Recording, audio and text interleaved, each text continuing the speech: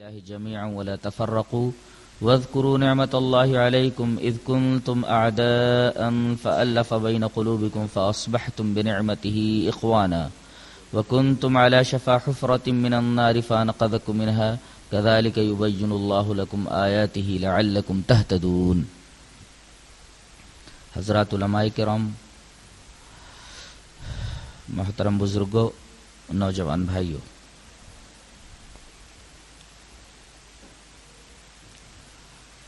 اختلاف کی دو قسمیں، ایک اختلاف مذموم ہے اور ایک اختلاف محمود ہے۔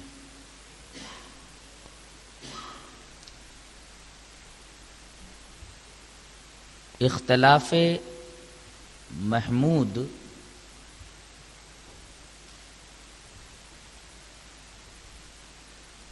یہ فطری ہے،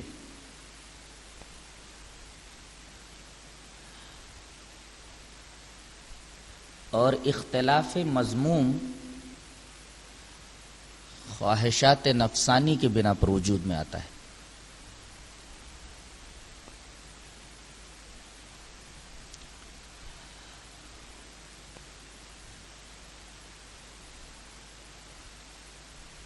آپ شریعت مطہرہ میں غور کریں تو آپ کو معلوم ہوگا کہ اللہ تبارک و تعالی نے اور اس کے رسول نے جس اختلاف کی مذمت فرمائی ہے وہ اختلاف ہے جو انسان کی خواہشات نفس سے پیدا ہوتا ہے۔ ایک جگہ اللہ نے ارشاد فرمایا وَلَوْ شَاءَ رَبُّكَ لَجَعَلَ النَّاسَ أُمَّةً وَاحِدَةً وَلَا يَزَالُونَ مُخْتَلِفِينَ إِلَّا مَن رَحِمَ رَبُّكَ۔ اگر اللہ چاہتا تو سب کو ایک امت بنا دیتا، ان میں اختلاف نہیں ہوتا، سب آپس میں متحد رہتے، لیکن اللہ نے ایسا نہیں چاہا، بلکہ یہ لوگ برابر اختلافات کرتے رہیں گے،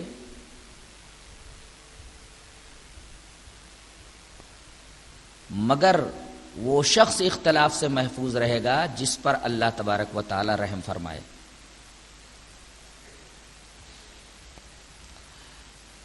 یہ آیت کریمہ بتا رہی ہے کہ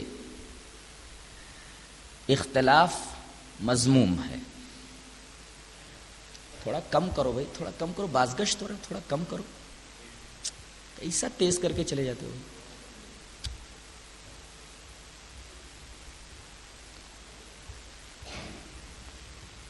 اگر اللہ چاہتا تو سارے لوگ متحد رہتے، لیکن ان میں اختلاف رہے گا۔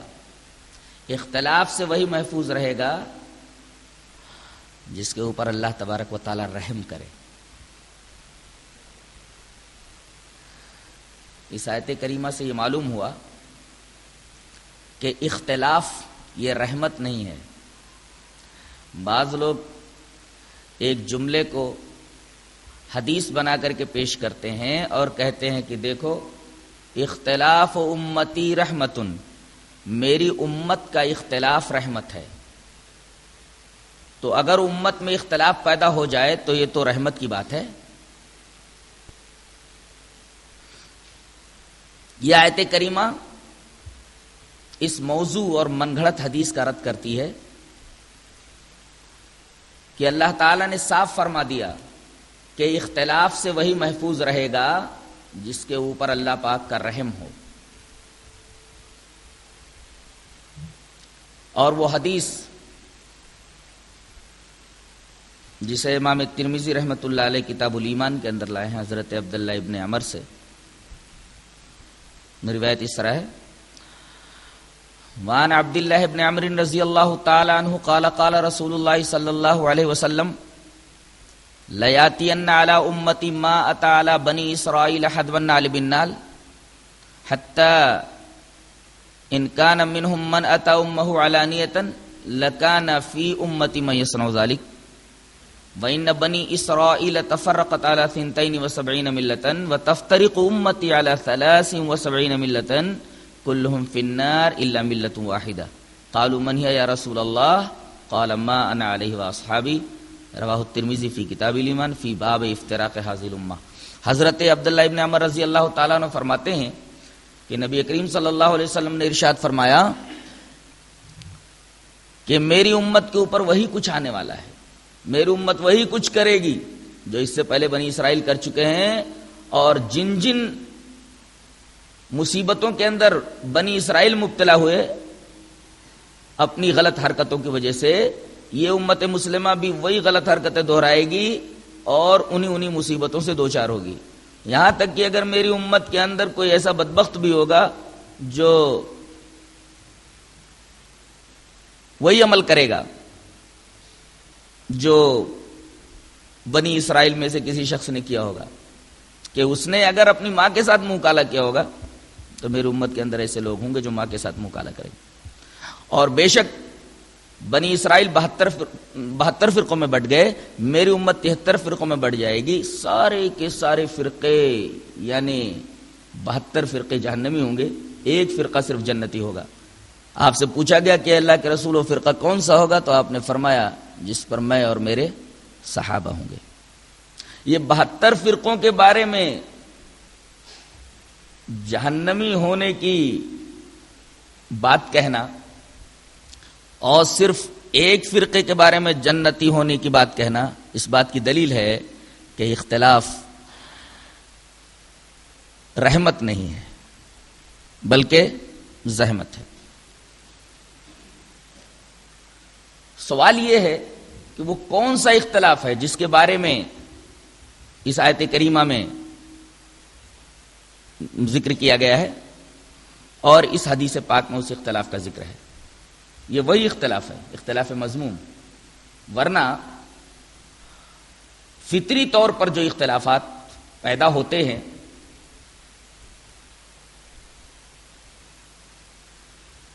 ان اختلافات کے بارے میں نبی کریم صلی اللہ علیہ وسلم نے اور اس آیت کریمہ میں بات نہیں کی گئی ہے، بلکہ اس طریقے کے اختلافات صحابہ کرام رضوان اللہ تعالی علیہم اجمعین میں موجود تھے. جب ہم احادیث کا مطالعہ کرتے ہیں تو ہمیں معلوم ہوتا ہے کہ ایک اختلاف نہیں، سینکڑوں اختلافات صحابہ کرام میں مسائل کے بارے میں موجود تھے. ایک شخص آتا ہے اور حضرت عبداللہ ابن مسعود رضی اللہ تعالیٰ عنہ سے پوچھتا ہے کہ ایک شخص نے شادی کی اور خلوت صحیحہ ہونے سے پہلے ہی، بیوی سے مقاربت کرنے سے پہلے ہی اس کی وفات ہو گئی، تو عورت کو کون سا مہر دیا جائے گا، جبکہ نکاح کرتے وقت مہر کو متعین نہیں کیا گیا تھا. تو حضرت عبداللہ ابن مسعود رضی اللہ تعالیٰ عنہ نے فرمایا کہ اس سلسلے میں تو قرآن و حدیث کی کوئی دلیل میرے پاس نہیں ہے، لیکن بطور اجتہاد میں کہتا ہوں کہ عورت کو مہر مثل دیا جائے. حضرت معقل ابن سنان اشجعی رضی اللہ تعالیٰ عنہ موجود تھے، انہوں نے تائید کی کہ حضرت آپ نے یہ مسئلہ صحیح بتایا ہے. نبی کریم صلی اللہ علیہ وسلم نے بروا بنت واشق اشجعیہ کو ان کے شوہر کے انتقال پر مہر مثل ہی دلوایا تھا، کیونکہ نکاح کے وقت ان کی مہر متعین نہیں تھی. اسی طریقے سے نبی کریم صلی اللہ علیہ وسلم کے انتقال کے بعد عرب کے بعض قبائل نے جب یہ اعلان کیا کہ وہ زکوٰۃ نہیں ادا کریں گے، تو حضرت ابو بکر رضی اللہ تعالیٰ نے فرمایا کہ میں ان لوگوں سے جہاد کروں گا. حضرت عمر نے اختلاف کیا کہ آپ ان سے جہاد کیسے کریں گے، وہ تو لا الہ الا اللہ محمد رسول اللہ کا اقرار کرتے ہیں. تو حضرت ابو بکر رضی اللہ تعالیٰ عنہ نے دلیل پیش کی لو قاتلن من فرق بین الصلاۃ والزکاۃ، میں ان لوگوں سے قتال کروں گا جو لوگ نماز اور زکات کے درمیان تفریق کرتے ہیں۔ اللہ تبارک و تعالی نے ہمیشہ نماز قائم کرو اقیم الصلاۃ کے ساتھ وآتوا الزکات کا تذکرہ فرمایا ہے۔ نماز اور زکات دونوں کو ایک ساتھ ذکر فرمایا ہے۔ اب کوئی آدمی یہ کہے کہ میں لا الہ الا اللہ محمد رسول اللہ کا اقرار کرتا ہوں، نماز پڑھتا ہوں، مگر زکات نہیں دوں گا، تو ایسا آدمی تو کافر ہو گیا۔ تو جو آدمی نماز اور زکات کے درمیان تفریق کرے گا، میں اس سے قتال کروں گا، میں اس سے لڑوں گا، میں اس سے جہاد کروں گا۔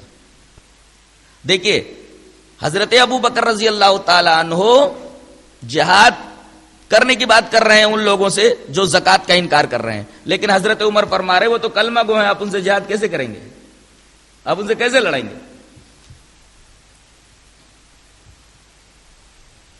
اس طریقے کے اختلافات صحابہ کرام رضوان اللہ تعالی علیہم اجمعین میں موجود تھے۔ صحابہ کرام میں جو یہ اختلافات ہوئے اس کے وجوہات کیا تھے، اس کے اسباب کیا تھے؟ پہلا سبب یہ بتایا جاتا ہے کہ کوئی لفظ ایسا عربی کا آ گیا، حدیث میں ایسا کوئی لفظ آ گیا جس کے اندر ایک سے زیادہ معنی کا احتمال ہو، تو صحابہ کرام کے درمیان اختلاف ہو گیا۔ جیسے اللہ تبارک و تعالی نے ارشاد فرمایا والمطلقات یتربصن، کہ مطلقہ عورتیں انتظار کریں 3 حیض۔ اب یہاں پر ثلاثۃ قروء کا لفظ استعمال کیا گیا ہے، اور قرء کا لفظ حیض کے لیے بھی استعمال ہوتا ہے اور طہر کے لیے بھی استعمال ہوتا ہے۔ اسی وجہ سے حضرت ابن عباس رضی اللہ تعالی عنہما اس کو حیض کے معنی میں لیتے تھے، اور حضرت زید ابن ثابت رضی اللہ تعالی عنہ اس کو طہر کے معنی میں لیتے تھے۔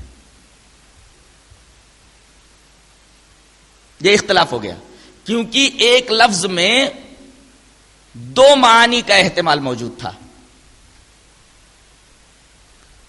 تو کبھی کبھی اختلاف اس وجہ سے بھی ہو جاتا تھا کہ ایک لفظ ایک سے زائد معنی کا متحمل ہو، اور دوسرا سبب اختلاف کا یہ بتایا جاتا ہے کہ ایک صحابی نے حدیث سنی، ایک صحابی کو ایک حدیث معلوم تھی اور دوسرے صحابی کو وہ حدیث معلوم نہیں تھی، اس وجہ سے دونوں کے درمیان اختلاف پیدا ہو گیا۔ جیسے حضرت عبداللہ ابن عمر یہ فتویٰ دیتے تھے کہ عورتیں جب غسل جنابت کریں تو اپنا جوڑا کھول لیا کریں، حضرت عائشہ نے یہ سن کر کے فرمایا کہ عبداللہ ابن عمر غلط فتویٰ دے رہے ہیں، میں نبی کریم صلی اللہ علیہ وسلم کے ساتھ ایک برتن میں غسل کرتی تھی، لیکن میں اپنے جوڑے کے اوپر صرف 3 لب پانی ڈال لیتی تھی، جوڑا نہیں کھولتی تھی۔ عبداللہ ابن عمر جو جوڑا کھولنے کا فتویٰ دے رہے ہیں یہ فتویٰ غلط ہے۔ یوں صحابہ کرام کے درمیان اختلاف ہو گیا، اس وجہ سے سبب یہ تھا کہ ایک صحابی کو حدیث کا علم ہوا اور دوسرے صحابی کو حدیث کا علم نہیں ہوا۔ تیسرا سبب یہ بیان کیا جاتا ہے اختلاف کا کہ فعل کے حکم میں فرق نہیں کر پائے۔ جیسے نبی کریم صلی اللہ علیہ وسلم جب حج سے واپس ہوئے تو آپ نے ایک مقام ابتح کے اندر قیام فرمایا۔ حضرت ابو ہریرہ رضی اللہ تعالیٰ عنہ اور حضرت عبداللہ ابن عمر دونوں کہتے ہیں کہ حج سے واپس ہوتے ہوئے مقام ابتح میں نبی کریم صلی اللہ علیہ وسلم جو ٹھہرے، ٹھہرنا سنت ہے، جبکہ حضرت عائشہ رضی اللہ تعالیٰ عنہا اور حضرت ابن عمر فرماتے ہیں کہ مقام ابتح کے اندر ٹھہرنا یہ عادتاً تھا، اسے سنت پر محمول نہیں کیا جا سکتا۔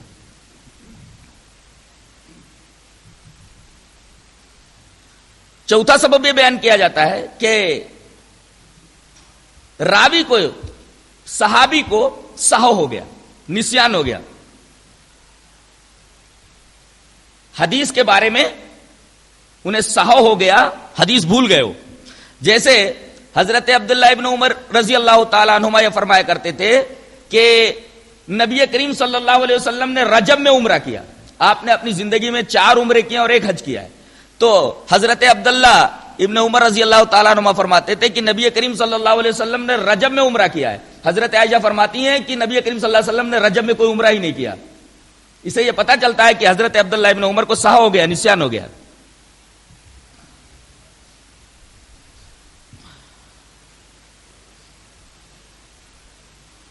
پانچواں سبب یہ بیان کیا جاتا ہے کہ ضبط مختلف ہو گیا ہے. حضرت عبداللہ ابن عمر رضی اللہ تعالیٰ عنہ یہ فرماتے تھے کہ نبی کریم صلی اللہ علیہ وسلم نے فرمایا کہ اگر کوئی آدمی مر جائے اور اس کے گھر والے رونے لگیں تو گھر والوں کے رونے کی وجہ سے میت کو عذاب ہوتا ہے.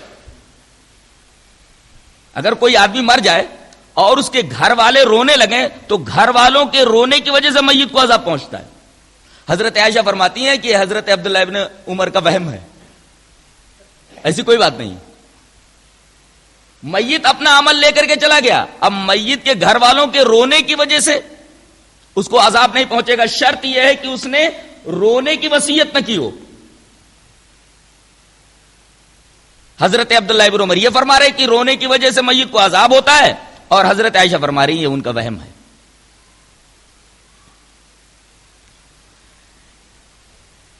ایک سبب اور بتایا جاتا ہے, حکم میں جو علت ہے اس میں اختلاف ہو جائے, حکم کے علت میں اختلاف ہو جائے. مثلا نبی کریم صلی اللہ علیہ وسلم ایک دفعہ ایک یہودی کا جنازہ جا رہا تھا, جنازے کو جاتے دیکھ کر کے آپ کھڑے ہو گئے, یہ ایک حدیث ہے. اب اس حدیث کے بارے میں صحابہ کرام کے اختلاف ہو گیا. بعض صحابہ کرام یہ کہتے تھے کہ نبی کریم صلی اللہ علیہ وسلم جو کھڑے ہوئے وہ فرشتوں کی تعظیم کی وجہ سے تھا, اس لیے کہ جب تک میت کو دفن نہیں کر دیتے تب تک فرشتے ساتھ میں رہتے ہیں. میت جا رہے تو فرشتے ساتھ میں ہیں. تو نبی کریم صلی اللہ علیہ وسلم بیٹھے ہوئے تھے, یہودی کا جنازہ جا رہا تھا, تو اس جنازے کو دیکھ کر کے جو آپ کھڑے ہوئے اس کی علت اور اس کا سبب صحابہ کرام نے یہ بتایا کہ چونکہ اس میت کے ساتھ فرشتے تھے, نبی کریم صلی اللہ علیہ وسلم فرشتوں کی تعظیم کی وجہ سے کھڑے ہو گئے. یہ سبب بتایا بعض صحابہ کرام نے. بعض صحابہ کرام نے بتایا کہ ایسی بات نہیں ہے, بلکہ نبی کریم صلی اللہ علیہ وسلم اس وجہ سے کھڑے ہوئے کہ کہیں یہودی کا جنازہ آپ کے سر کے اوپر سے نہ چلا جائے, اس وجہ سے آپ کھڑے ہو گئے.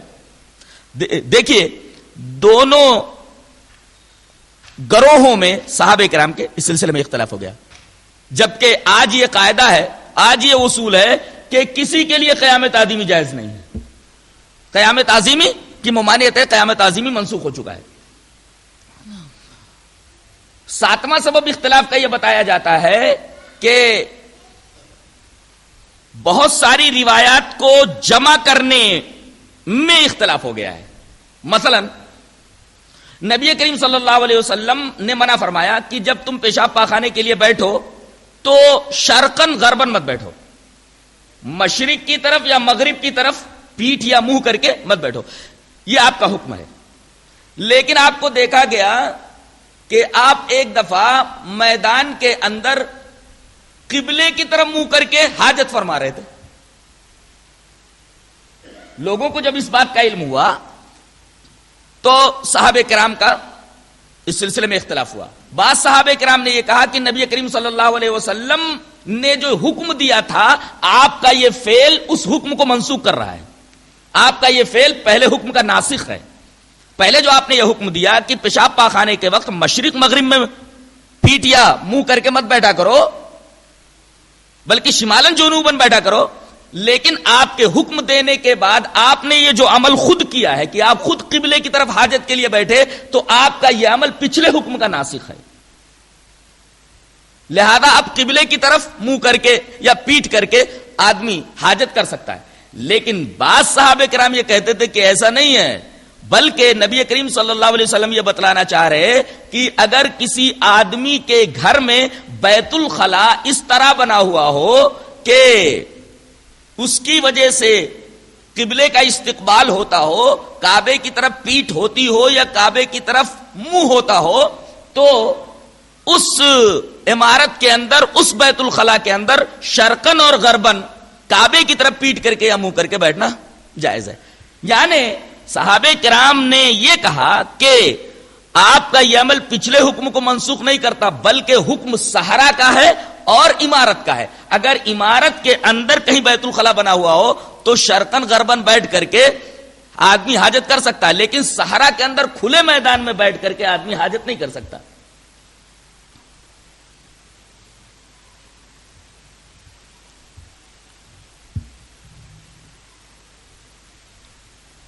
بڑے بڑے مسائل کے اندر صحابہ کرام رضوان اللہ تعالی علیہم اجمعین سے اختلافات کے درمیان اختلافات ہوئے، اور ان اختلاف کے بہت سارے وجوہات تھے. یہ اختلافات جو ہوئے یہ ان وجوہات کی بنا پر ہوئے، اس کے پیچھے خواہشات نفسانی نہیں تھی. صحابہ کرام رضوان اللہ تعالی علیہم اجمعین اس بات کو نگاہ میں رکھتے تھے کہ اللہ کے رسول صلی اللہ علیہ وسلم نے فرمایا ہے، حدیث ہے، وان عبد اللہ ابن عمرو رضی اللہ تعالی عنہ ان النبي صلی اللہ علیہ وسلم قال بلغوا عني ولو آیہ وحدثوا عن بنی اسرائیل ولا حرج ومن كذب علی متعمدا فلیتبوأ مقعده من النار. رواہ البخاری فی کتاب الانبیاء. یہ روایت کتاب الانبیاء میں موجود ہے. حضرت عبداللہ ابن عمر فرماتے ہیں کہ نبی کریم صلی اللہ علیہ وسلم نے فرمایا کہ ایک ہی حدیث، ایک ہی آیت اگر تمہارے پاس ہو تو وہ لوگوں تک پہنچا دو، اور بنی اسرائیل سے روایت کر سکتے ہو، اس میں کوئی حرج نہیں ہے، لیکن تحقیق کر لیا کرو. اور ایک بات اور یاد رکھو، جو میری طرف جھوٹ بات کو منسوب کرے، میری طرف سے جھوٹی حدیث بیان کرے، وہ اپنا ٹھکانہ جہنم بنا لے. اس کی وجہ سے صحابہ کرام حدیث بیان کرنے میں بہت احتیاط برتتے تھے کہ کہیں ایسا نہ ہو کہ کوئی ایسی بات ہم بول جائیں، ایسی بات ہم کہہ جائیں جو نبی کریم صلی اللہ علیہ وسلم نے نہیں کہا ہے، اور ایسی بات کہہ جائیں کرنے کے لیے جسے نبی کریم صلی اللہ علیہ وسلم نے نہیں کیا ہے. تو اس ٹکڑے کی وجہ سے، اس وعید کی وجہ سے وہ حدیث بیان کرنے میں بے حد احتیاط کرتے تھے. ایک چیز تو یہ ہے، ہمیشہ انہیں خوف لگا رہتا تھا، ڈر لگا رہتا تھا کہ کہیں ہم سے یہ غلطی سرزد نہ ہو جائے کہ نبی کریم صلی اللہ علیہ وسلم کی طرف جھوٹ منسوب کر دیں، نبی کریم صلی اللہ علیہ وسلم کی طرف غلط باتوں کا انتساب کر دیں. تو یہ خوف اور یہ ڈر ہمیشہ انہیں لگا رہتا تھا. دوسرے، ان تمام اختلافات کے باوجود کبھی آپس میں لڑائی جھگڑا نہیں ہوا، محبتیں برابر قائم تھیں، محبتوں کے درمیان کوئی فرق نہیں آیا. اس کی گواہی اور اس کی تصدیق تو اللہ تبارک و تعالیٰ نے کی ہے، اس کی تائید کی ہے اور اس کی تصدیق کی ہے. محمد الرسول اللہ والذین معہ اشداء علی الکفار رحماء بینہم. ان اختلاف کے باوجود آپس کی جو محبت تھی، آپس میں جو رحمت تھی، وہ کبھی ختم نہیں ہوئی. آج کے اختلافات کو جب ہم دیکھتے ہیں تو جو لوگ یہ کہتے ہیں کہ اختلافات تو صحابہ کرام کے بھی زمانے میں تھے اور اختلافات تو فطری ہیں، وہ معاملے کو گڈمڈ کر دے رہے. صحابہ کرام کے دور میں کس طریقے کے اختلافات تھے اور کن اسباب کی بنا پر تھے، اس کی وضاحت میں نے ابھی کر دی ہے.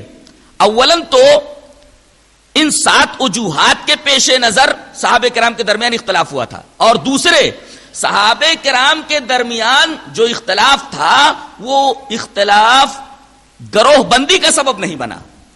آپس میں محبتیں قائم رہی، آپس میں جو قرابتیں تھیں، آپس میں جو تعلقات تھے وہ کبھی خراب نہیں ہوئے. اور تیسرے، صحابہ کرام نے اگر کوئی بات کہہ دی حدیث کے نام پر، انہیں حدیث کا علم نہیں تھا یا حدیث نہیں پہنچی، اس بارے میں اگر ان سے کچھ پوچھا گیا اور انہوں نے اپنے اجتہاد سے کوئی بات کہہ دی، لیکن کبھی کوئی حدیث ان کے اس قول کے مقابلے میں آ گئی تو اپنے قول سے رجوع کر لیتے تھے، اپنے قول کو چھوڑ دیتے تھے اور کہتے تھے کہ مجھ سے غلطی ہوئی، یہ حدیث مجھے معلوم نہیں تھی، لہذا اب حدیث ہی کے اوپر عمل ہوگا، میرے اس قول کو چھوڑ دیا جائے. اب 3 باتیں اپنے ذہن میں آپ رکھیے. ایک تو یہ کہ صحابہ کرام نبی کریم صلی اللہ علیہ وسلم کی طرف حدیث منسوب کرنے میں بے حد احتیاط کرتے تھے. آج امت مسلمہ کے جتنے بھی فرقے ہیں ان کی زندگیوں کا جائزہ لے لیجئے، ان کی کتابوں کا جائزہ لے لیجئے، یہ بات آپ کو نہیں ملے گی. بلکہ بلا تحاشا وہ ضعیف موضوع واہیات قسم کی روایتیں بیان کرتے ہیں اور ظاہر ہے کہ جب اسے حدیث کے نام سے بیان کیا جائے گا تو اس کا انتساب تو جناب محمد رسول اللہ صلی اللہ علیہ وسلم کی طرف ہوگا ہی. تو ومن کذب علی متعمدا فلیتبوأ مقعدہ من النار، حدیث سن کر کے صحابہ کرام کے درمیان حدیث بیان کرنے میں جو احتیاط پیش نظر تھا، آج امت کے فرقوں میں یہ احتیاط نہیں رہ گیا. ہر ضعیف اور موضوع روایتیں بیان کرتے رہتے ہیں. علماء اپنی تقریروں کے اندر بہت ساری حدیثیں جو گڑھی ہوئی ہوتی ہیں، واہی تباہی ہوتی ہیں، موضوع اور مرسل ہوتی ہیں، ان کو بیان کرتے رہتے ہیں. دوسری چیز یہ کہ صحابہ کرام کے درمیان مسائل میں اختلاف ہونے کے باوجود آپس میں تعلقات برقرار رہے، تعلقات میں کسی قسم کی کشیدگی نہیں آئی. آج دیکھیے اختلافات ہیں مسائل کے اندر، لیکن تعلقات کس قدر کشیدہ ہیں. بریلوی دیوبندی کو کافر کہتا ہے، دیوبندی بریلویوں کو کافر بولتا ہے، بریلوی اہل حدیثوں کو کافر بولتے ہیں، قادیانی اپنے علاوہ سب کو کافر بولتے ہیں. امت مسلمہ کے تمام گروہ قادیانیوں کو کافر بولتے ہیں. تو اس طریقے کے جو اختلافات ہیں، یہ اختلافات ان اختلافات کی طرح نہیں ہے جو صحابہ کرام رضوان اللہ تعالی علیہم اجمعین کے زمانے میں تھے، ان کے دور میں تھے. تو یہ کیسے کہا جا سکتا ہے کہ یہ اختلافات تو صحابہ کرام کے زمانے میں بھی تھے؟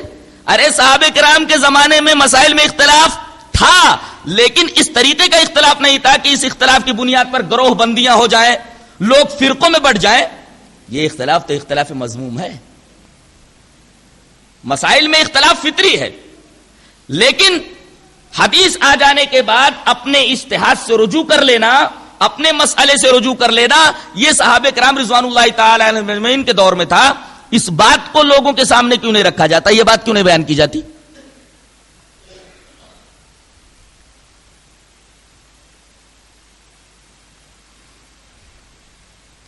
اور ایک بات اور ذہن نشین کر لیں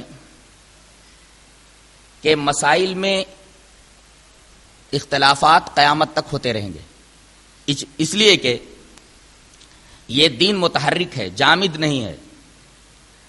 ہر زمانے میں نئے نئے مسائل پیدا ہوتے رہیں گے اور ان نئے مسائل کا حل قرآن و حدیث کی روشنی میں ڈھونڈا جائے گا.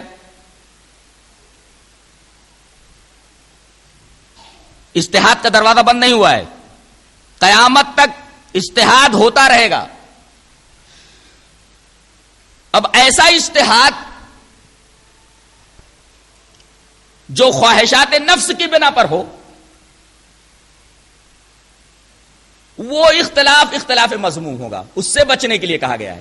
لیکن کوئی ایسا اجتہاد جو مقبول ہو، جو محمود ہو، مثلا یہی ہلال موحد کا جو مسئلہ ہے، اس مسئلے کو ہم اجتہادی مسئلہ کہتے ہیں.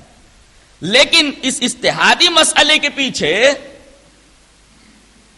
جذبہ یہ ہے کہ آج مسلمانوں میں جو انتشار ہے اور افتراق ہے، یہ انتشار اور افتراق ختم ہو جائے. رمضان کے روزے سب ایک ساتھ رکھیں، عید سب ایک ساتھ منائیں، تاکہ اتحاد کا مظاہرہ ہو. اس لیے کہ آپ غور کریں، شریعت مطہرہ کی تمام عبادات کے اندر آپ کو اتحاد ہی کا منظر نظر آئے گا.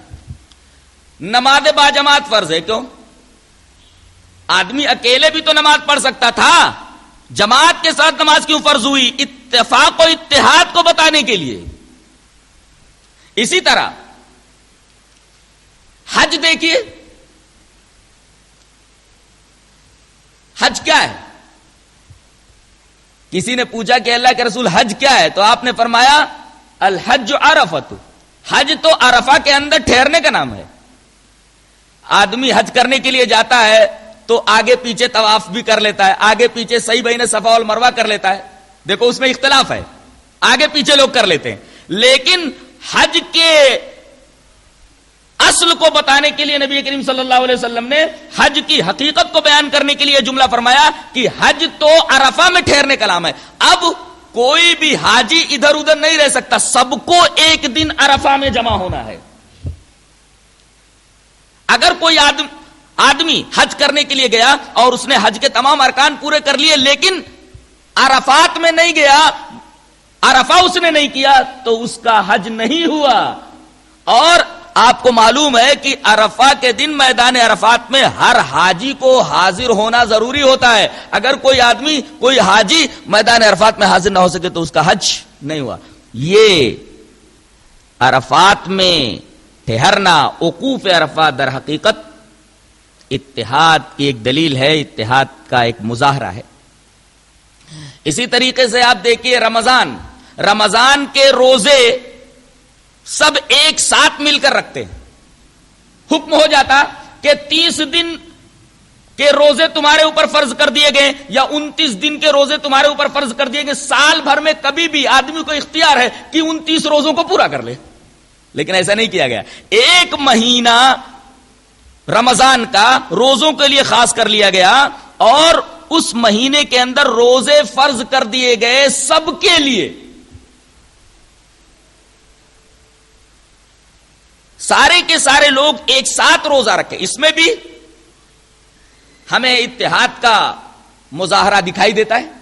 اسی طریقے سے آپ زکوٰۃ دیکھیں تو زکوٰۃ کے اندر بھی آپ کو یہی علت اتحاد ہی کار فرما نظر آئے گی۔ زکوٰۃ کسے کہتے ہیں کہ امیروں سے جو ایک طبقہ ہے اس سے زکوٰۃ لیا جائے اور غریبوں کا جو طبقہ ہے اس زکوٰۃ کو دے دیا جائے۔ اس کے اندر بھی آپ کو اتحاد ہی کا مظاہرہ دکھائی دے گا، نظر آئے گا۔ آگے بڑھیں تو آپ دیکھیں گے کہ تمام مسلمانوں کا معبود ایک، سب کا دین ایک۔ دین اسلام میں آدمی داخل ہوتا ہے تو جو کلمہ پڑھ کر داخل ہوتا ہے اس کا نام ہی کلمہ توحید ہے، ایک کر دینے والا کلمہ۔ تو ہمارا کلمہ کلمہ توحید، ہمارا کلمہ ایک، ہمارا دین دین اسلام ایک، ہمارا معبود اللہ ایک، ہمارا رسول محمد الرسول اللہ صلی اللہ علیہ وسلم ایک، ہماری کتاب قرآن مجید ایک۔ ساری چیزیں جب ایک ہیں تو امت اس قدر انتشار کا اور افتراق کا شکار کیوں ہے؟ ہر معاملے میں اسے اتفاق اور اتحاد کا مظاہرہ کرنا چاہیے۔ اور قرآن و حدیث میں تو اس طریقے کے احکام جن کا تعلق اتفاق و اتحاد سے ہے بھرے پڑے۔ آج دیکھیے غیر مسلموں کو اوپر اس کا کیا اثر پڑتا ہوگا۔ ایک مسجد سے سحری کے لیے اذان دلوائی جاتی ہے اور بقیہ تمام مساجد میں آدمی صرف بکواس کرتا ہے۔ محترم بزرگوں، ماں اور بہنوں، سحری کے لیے تیاری کرو، یہ کیا ہے؟ نبی کریم صلی اللہ علیہ وسلم نے ہمیں جو طریقہ بتایا ہے وہ یہ ہے کہ سحری کے اٹھانے کے لیے اذان دے دو۔ حضرت عبداللہ ابن ام مکتوم یہ فجر کی اذان دیتے تھے اور بلال جو ہے یہ سحری کی اذان دیا کرتے تھے۔ تو اذان کا ثبوت خود حدیث سے ثابت ہے۔ اس حدیث کو چھوڑ کر کے لوگ اپنی باتوں کے ذریعے لوگوں کو اٹھاتے ہیں، لوگوں کو جگاتے ہیں۔ بتائیے نبی کا طریقہ صحیح ہے یا آدمی کا اپنا بنایا ہوا طریقہ صحیح ہے؟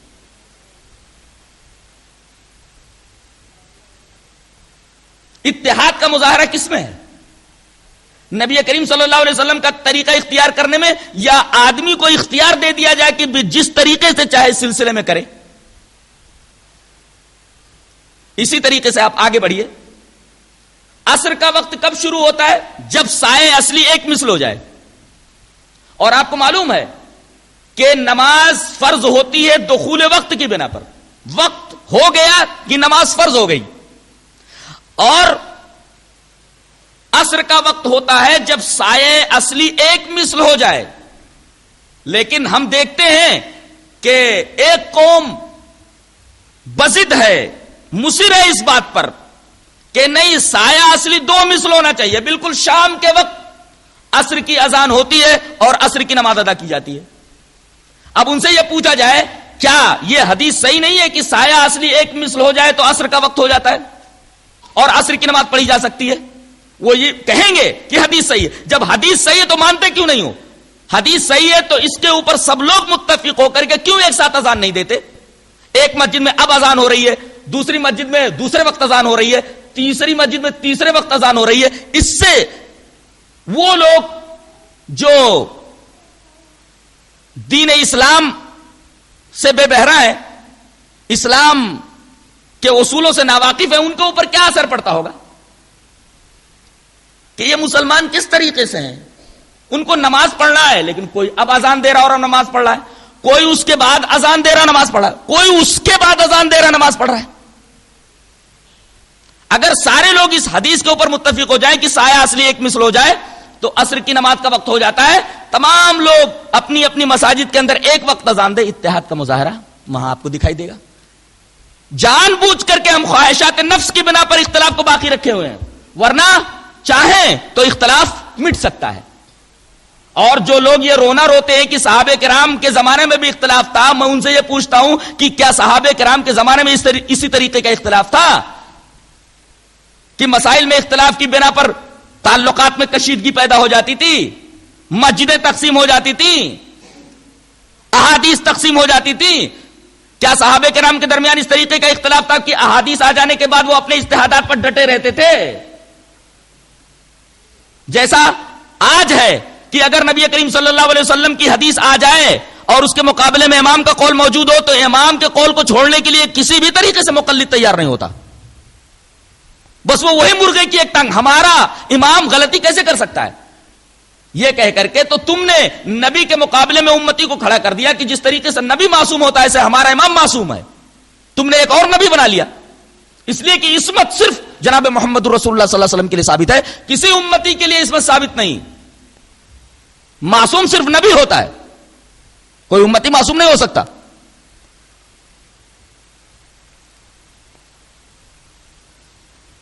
رویت ہلال کا مسئلہ بھی ایک اجتہادی مسئلہ ہے. اب اس اجتہادی مسئلے کی وجہ سے تعلقات کشیدہ کر لینا, کفر کا فتویٰ عائد کر دینا,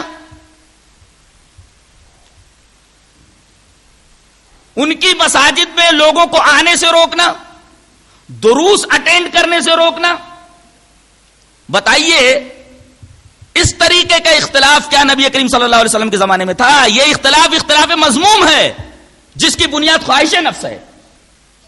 اللہ تبارک و تعالیٰ نے ارشاد فرمایا وَلَا تَكُونُوا كَالَّذِينَ تَفَرَّقُوا وَاخْتَلَفُوا مِن بَعْدِ مَا جَاءَهُمُ الْبَيِّنَاتُ. ان لوگوں کی طرح نہ ہو جاؤ جن لوگوں نے اپنے دین کے ٹکڑے ٹکڑے کر لیے, فرقہ فرقہ ہو گئے. یہ بات کن کے بارے میں کہی جا رہی ہے؟ یہودیوں کے بارے میں کہی جا رہی ہے. اب آپ کہیں گے کہ یہودیوں کے بارے میں یہ بات کیوں کہی گئی ہے کہ ان لوگوں کی طرح نہ ہو جاؤ, ان یہودیوں کی طرح نہ ہو جاؤ جو فرقے ہو گئے, فرقوں میں بٹ گئے. غور کرنے سے آپ کو معلوم ہوگا کہ ان کے ہاں ایسی بات نہیں تھی کہ وہ دلائل سے بے خبر تھے, انہیں مسئلہ معلوم نہیں تھا, دلائل سے بے خبر تھے, ایسا نہیں تھا. پورے دلائل سے انہیں واقفیت تھی. یہود کو دلائل کیا ہے, حقیقت کیا ہے, اس سے باخبر تھے وہ.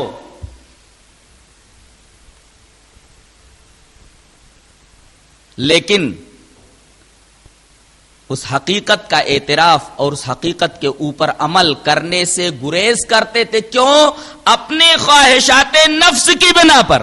اس وجہ سے کہا گیا کہ ان لوگوں کی طرح فرقہ فرقہ مت ہو جاؤ جن کی حالت یہ ہے کہ وہ حقیقت حال سے بے خبر نہیں ہے.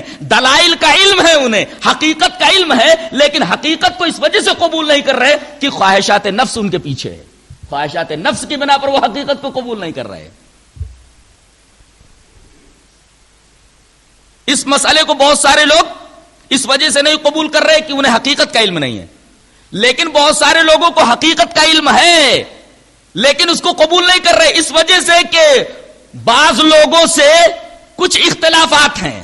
ناک کی بات آ گئی ہے, حدیث کی بات نہیں ہے, یہاں ناک کی بات آ گئی ہے. ناک نہ کٹے چاہے حدیث رسول چھوٹ جائے, اور اس طریقے سے لوگ اختلافات کے اوپر جمے رہے, امت میں افتراق رہے, امت میں انتشار رہے, اس سے اس کو کچھ لینا دینا نہیں. ان کی خواہشات نفس پوری ہونی چاہیے, ان کی ناک نیچی نہ ہو.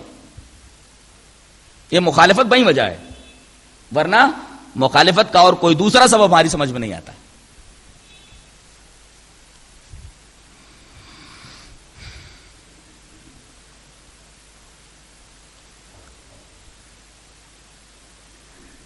اللہ تبارک و تعالی نے ایک جگہ اتحاد کے اصول بتائے ہیں, وہاں ایک ایجابی ہے اور 3 سلبی ہیں, 4 دفعات ہیں. اتحاد کے اصول کے 4 دفعات بیان کیے گئے, 4 دھارائیں. ان میں سے ایک بھی اگر کم ہو جائے تو اتحاد نہیں ہوگا. وہ دیکھیے 4 دفعات کون کون سی ہیں. اللہ تبارک و تعالی نے ارشاد فرمایا, قُلْ يَا أَهْلَ الْكِتَابِ تَعَالَوْا إِلَىٰ كَلِمَةٍ سَوَاءٍ بَيْنَنَا وَبَيْنَكُمْ أَلَّا نَعْبُدَ إِلَّا اللَّهَ وَلَا نُشْرِكَ بِهِ شَيْئًا وَلَا يَتَّخِذَ بَعْضُنَا بَعْضًا أَرْبَابًا مِّن دُونِ اللَّهِ. اتحاد کا اصول بیان کیا گیا اور اصول کے 4 دفعات بیان کیے گئے. پہلی دفعہ یہ ہے کہ اللہ کے علاوہ کسی کی عبادت نہ کرو, صرف اللہ تبارک و تعالی کی عبادت کرو. یہ ایجابی پہلو ہے. اللہ ہی کی عبادت کرو, یہ ایجابی پہلو ہے. 3 سلبی پہلو, عملاً شرک مت کرو 2, اعتقاداً شرک مت کرو 3, اور اسی طریقے سے ہم میں سے بعض کو رب نہ بنائے, یعنی تقلید نہ کرے. گویا اتحاد کے اصول کی یہ 4 دفعات ہیں, ان میں سے ایک دفعہ کو بھی اگر تسلیم نہ کیا جائے تو اتحاد نہیں ہو سکتا. اللہ ہی کی عبادت کرو پہلی دفعہ, اس کے ساتھ عملاً شریک مت کرو کسی کو, اعتقاداً کسی کو شریک نہ کرو 3, اور ہم میں سے بعض کو معبود نہ بنائے, یعنی اسے حلت اور حرمت کی اتھارٹی نہ دے دے جیسا کہ مقلدین نے اپنے اماموں کو دے رکھی ہے, اور نصرانیوں نے اور یہودیوں نے اپنے احبار اور اپنے رہبان کو دے دی تھی.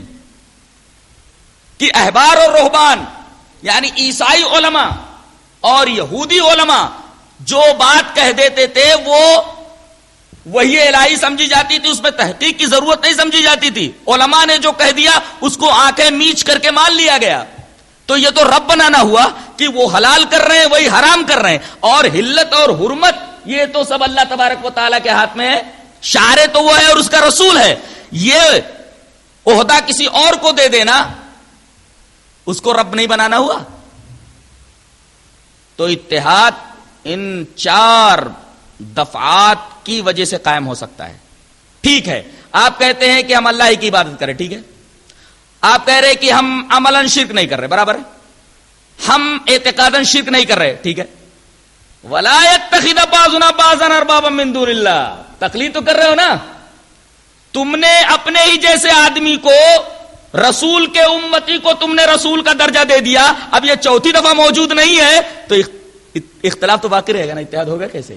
قرآن حکیم نے جو اتحاد کے اصول بتائے ہیں اور اصول کی جو 4 دفعات بتائی ہیں, 3 دفعات ٹھیک ہے آپ کے پاس ہیں, لیکن 4تھی دفعہ تو تمہارے پاس ہے ہی نہیں. لہذا اتحاد کیسے ہوگا امت مسلمہ کے درمیان؟ جب تک تقلید چھوڑیں گے نہیں تب تک اتحاد ہوگا نہیں.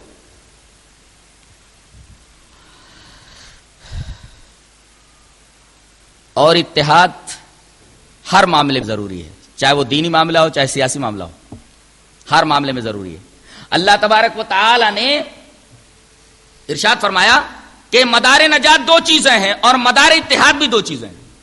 ایک, یا ایھا الذین آمنوا اتقوا اللہ حق تقاتہ ولا تموتن الا وانتم مسلمون واعتصموا بحبل اللہ جميعا. 2 چیزیں مدار نجات, اور 2 چیزیں مدار اتحاد. اگر تم کو اتحاد پر قائم ہونا ہے تو یہی 2 چیزیں اختیار کر لو, اور اگر تمہیں نجات حاصل کرنی ہے تو یہی 2 چیزیں حاصل کر لو. مدار نجات یہی 2 چیزیں, مدار اتحاد بھی یہی 2 چیزیں. پہلی چیز تقوی اور دوسری چیز اعتصام بحبل اللہ. اللہ کا تقوی اختیار کرو, اللہ سے ڈرو, اور دوسرے قرآن اور حدیث کو مضبوطی سے پکڑ لو. یہ 2 چیزیں ہیں. اور اس کے بعد ایک جملہ کہا گیا ولا تفرقوا، فرقہ بندی مت کرو، فرقوں میں مت ہو جاؤ. اس کا مطلب یہ ہوا کہ اگر ان دو اصولوں کو پیش نظر نہیں رکھو گے تو فرقہ بندیوں میں مبتلا ہو جاؤ گے اور فرقہ بندی برقرار رہے گی. آگے یہ فرمایا گیا وَاذْكُرُوا إِذْ كُنْتُمْ أَعْدَاءً فَأَلَّفَ بَيْنَ قُلُوبِكُمْ فَأَصْبَحْتُمْ بِنِعْمَتِهِ إِخْوَانًا. ارے وہ دور یاد کرو جب تم آپس میں دشمن تھے، اللہ تبارک و تعالیٰ نے اپنی نعمت کی وجہ سے تمہیں بھائی بھائی بنا دیا. یہاں اتحاد کو نعمت کہا گیا ہے، اور یہاں لوگ کہتے ہیں کہ اختلاف نعمت ہے. قرآن حکیم اتحاد کو نعمت بولتا ہے، یہ کہتے ہیں کہ اختلاف نعمت ہے، اختلاف رحمت ہے. اللہ تبارک و تعالیٰ نے اپنی اس نعمت کی وجہ سے، اتحاد کی وجہ سے تمہیں بھائی بھائی بنا دیا. اور تمہارا حال اور برا تھا. وَكُنْتُمْ عَلَى شَفَا حُفْرَةٍ مِّنَ النَّارِ، تم تو آگ کے کراڑے کے اوپر کھڑے ہوئے تھے. نیچے آگ جل رہی ہے اور اوپر ایک بودا سا کراڑا ہے، اوپر بودی سی ایک زمین ہے کہ اس کے اوپر اگر کھڑے ہو جاؤ تو آگ میں گر جاؤ، وہ کراڑا تمہیں لے کر آگ میں چلا جائے. یہاں اشارہ اس بات کی طرف ہے کہ اختلاف آگ ہے. وَكُنْتُمْ عَلَى شَفَا حُفْرَةٍ مِّنَ النَّارِ، اختلاف آگ ہے. آگ جب گھر میں لگ جائے تو کچھ بچتا نہیں ہے. ایسے ہی امت مسلمہ کے پاس اب کچھ باقی نہیں رہا ہے اختلاف کی وجہ سے. کیا باقی رہا ہے امت مسلمہ کے پاس؟ سب کچھ ختم ہو گیا ہے. جیسے آگ جب گھر میں لگ جائے تو کچھ نہیں بچتا. اس اختلاف نے امت مسلمہ کی ساری قوت، شوکت، جاہ و جلال، قدر و قیمت سب چھین لیے. اتحاد کہتے نہیں قوت ہے، الاتحاد قوہ، انگریزی کا مشہور مقولہ ہے یونٹی از اسٹرینتھ. جب ہمارے درمیان اتحاد ہی نہیں تو اسٹرینتھ آئے گا کہاں سے؟ ہمارے درمیان اتحاد ہے ہی نہیں، قوت آئے گی کہاں سے؟ ہم کمزور، بے بس، مظلوم، ہر جگہ پٹ جا رہے ہیں. اس کی بنیادی وجہ یہ ہے کہ ہم افتراق کا شکار ہیں، انتشار کا شکار ہیں. اور یہ افتراق اور یہ انتشار جان بوجھ کر کے قائم رکھا جا رہا ہے. اس کی ایک وجہ میں قرآن حکیم کی روشنی میں یہ بھی سمجھاؤں کہ بعض علماء، مقلدین علماء حقیقت حال کو سمجھتے ہیں. وہ جانتے ہیں کہ اہل حدیثوں کے پاس جتنی حدیث الحمدللہ سب صحیح ہے. مانتے کیوں نہیں ہے؟ مانتے کیوں نہیں ہے؟ اس کی ایک وجہ قرآن نے بتائی ہے. اتخشونہم، کیا تم لوگوں سے ڈرتے ہو؟ فاللہ احق ان تخشوا، اللہ زیادہ حقدار ہے کہ اس سے ڈرا جائے. علماء اللہ سے نہیں ڈر رہے، اس لیے کہ اللہ سے جب ڈریں گے تو پیٹ کا معاملہ درمیان میں آ جائے گا نا، نوکری چھوٹ جائے گی، مسجد چھوٹ جائے گی، لوگ جوتے مارنے پر تیار ہو جائیں گے کہ اب تک تم نے ہم کو غلط مسائل کے اندر پھنسا رکھا تھا، اب یہ مسئلے کہاں سے آئے؟ لہذا انہیں لوگوں کا ڈر ہے، انہیں اللہ کا ڈر نہیں ہے. ان کے سامنے یہ ساری احادیث رکھے ہیں جو جن کے اوپر اہل حدیث عامل ہیں، جن کے بارے میں وہ اعتقاد رکھتے ہیں کہ یہ صحیح ہے. ساری حدیثوں کے بارے میں بولیں گے سب صحیح ہے. جب سب صحیح ہے تو تم اس صحیح کو قبول کیوں نہیں کر رہے ہو؟ کیا سب سے بڑی وجہ یہ نہیں ہے کہ تم لوگ صرف لوگوں سے ڈرتے ہو، انسانوں سے ڈرتے ہو، جیسا کہ قرآن نے کہا، حالانکہ اللہ تبارک و تعالیٰ زیادہ حقدار ہے کہ اسے ڈرا جائے. اتخشونہم، کیا تم لوگوں سے ڈرتے ہو؟ فاللہ احق ان تخشوا، اللہ زیادہ حقدار ہے کہ اسے ڈرا جائے. تو لوگوں سے ڈر کر کے یہ حق کو نہ قبول کر رہے ہیں اور لوگوں سے ڈر کر کے یہ حق لوگوں کو نہیں بتا رہے ہیں. قرآن نے بتا دیا ہے کہ یہ حق کا اظہار کیوں نہیں کر رہے، حق کیوں نہیں بیان کر رہے، حق کو قبول کیوں نہیں کر رہے. پیٹ ہے اور لوگوں کا ڈر ہے.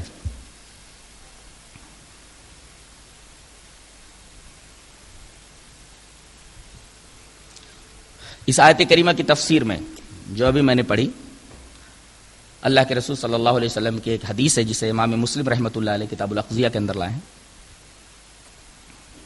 روایت اس طرح ہے، وعن ابی ہریرہ رضی اللہ تعالی عنہ قال قال رسول اللہ صلی اللہ علیہ وسلم ان اللہ یرضى لكم ثلاثا ويكره لكم ثلاثا فيرضى لكم ان تعبدوا الله ولا تشركوا به شيئا وان تعتصموا بحبل الله جميعا ولا تفرقوا ويكره لكم قيل وقال وكثرة السؤال وإضاعة المال. رواه مسلم فی کتاب الاقضیہ.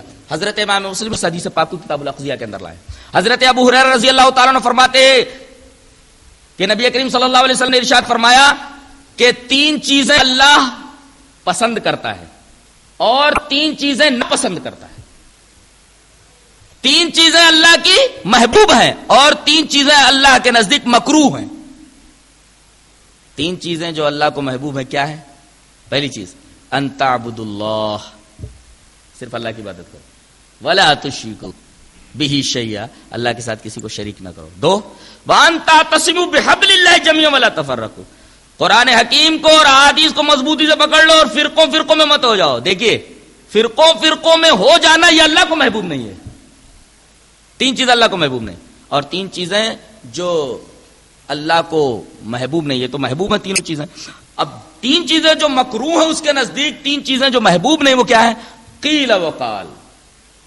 قیاسات اور اجتہادات میں کیا ہوتا ہے؟ فلاں نے ایسا کہا, فلاں نے ویسا کہا, فلاں نے ویسا کہا, تو فلاں امام ایسا بولتے ہیں, فلاں امام ایسا بولتے. قیل و قال ہے وہ. وَيَكْرَهُ لَكُمْ قِيلَ وَقَالَ. اللہ کو ناپسندیدہ ہے قیل و قال اور کثرت السوال, بہت زیادہ سوال کرنا بلا وجہ کے. ایک ہوتا ہے سوال برائے علم, ایک ہوتا ہے سوال برائے سوال. سوال برائے سوال سے روکا گیا ہے, سوال برائے علم کر سکتے ہیں آپ. تو قیل و قال اللہ کے نزدیک مکروہ ہے. اسی طریقے سے اللہ کو یہ بات بھی ناپسند ہے کہ خواہ آدمی سوالات کرتا پھرے. اور تیسرے وَإِضَاعَةَ المال, مال کو غلط جگہوں پر خرچ کرے, غلط طریقوں سے اسے حاصل کرے, اچھی جگہوں پر اسے خرچ نہ کرے, یہ اضاعت المال ہے. یہ 3 چیزیں اللہ تبارک و تعالیٰ کو مکروہ ہیں, اور وہ پہلی 3 چیزیں اللہ تبارک و تعالیٰ کو پسندیدہ, جن میں ایک چیز یہ ہے ان تعتصموا بحبل اللہ جميعا ولا تفرقوا. اللہ کی رسی کو مضبوطی سے پکڑ لو اور آپس میں متفرق مت ہو جاؤ, گروہوں میں بٹ جاؤ. آپ دیکھیں گے کہ لڑائی کا جو وقت ہوتا ہے, جنگ کا جو وقت ہوتا ہے, بہت نازک ہوتا ہے. وہ بہت نازک سچویشن ہوتی ہے اور بہت نازک حالات ہوتے ہیں. ایسے حالات میں اللہ تبارک و تعالیٰ نے 5 احکامات دیے ہیں جنگ کو جیتنے کے لیے, جن میں 3 ثبوتی ہیں اور 2 عدمی ہیں. دیکھیے اللہ تبارک و تعالیٰ کیا فرماتا ہے. یا ایھا الذین آمنوا اذا لقیتم فئۃ فاثبتوا واذکروا اللہ کثیرا لعلکم تفلحون واطیعوا اللہ ورسولہ ولا تنازعوا فتفشلوا وتذهب ريحكم واصبروا ان الله مع الصابرين ولا تكونوا كالذين خرجوا من ديارهم بطرا ورياء الناس ويصدون عن سبيل الله والله بما يعملون محيط. دیکھو جب تم کسی لشکر سے نبردآزما ہو جاؤ, لڑنے لگو, تو پہلی چیز فثبتوا, سے بات ہونا چاہیے. سب سے پہلے سے بات قلب, دل جمع ہوا ہونا چاہیے. اگر دل جمع ہوا نا تو قدم نہیں جمتے, تو سے بات قدم کے لیے سے بات قلب ضروری ہے. پہلے سے بات ہونا فثبتوا. اور دوسرے واذکروا اللہ کثیرا, شور شرابہ مت کرو, اللہ تبارک و تعالیٰ کا ذکر. کوئی بھی مصیبت آئے تو ایک تو ثابت قدمی اختیار کرو, اور دوسرے اللہ تبارک و تعالیٰ کا کثرت سے ذکر کرو. یہ لڑائی کے حالات ہیں, ثابت قدمی, اللہ تبارک و تعالیٰ کا کثرت سے ذکر, واطیعوا اللہ ورسولہ, اللہ تبارک و تعالیٰ اور اس کے رسول کی اطاعت. اب آپ ایک سوال کریں گے کہ فثبتوا سے سمجھ میں آیا, اللہ تبارک و تعالیٰ کا ذکر بھی سمجھ میں آیا, تو ذکر میں اطاعت بھی آ گئی نا. یہ اطاعت الگ سے ذکر کرنے کی کیا ضرورت تھی؟ اطاعت کو الگ سے کیوں ذکر کیا گیا؟